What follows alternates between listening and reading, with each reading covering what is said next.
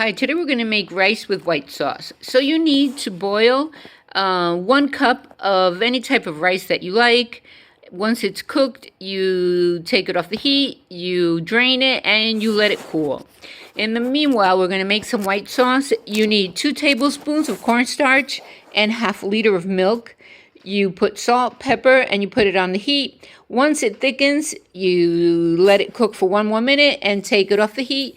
And then you pour most of it on the rice and you mix it together.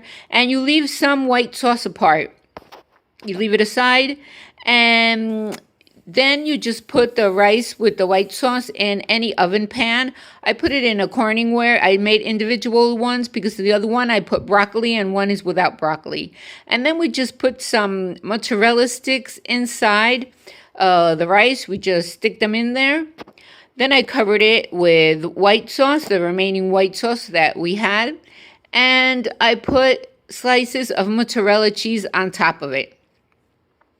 So if you like my videos, please subscribe to my channel, activate the bell. This is absolutely free. And this way you will be notified when I upload a new video. And if you like this recipe, give it a thumbs up. Once we put the cheese on it, we put it in a very hot oven for more or less 10 minutes or 15 minutes until it's slightly brown like this.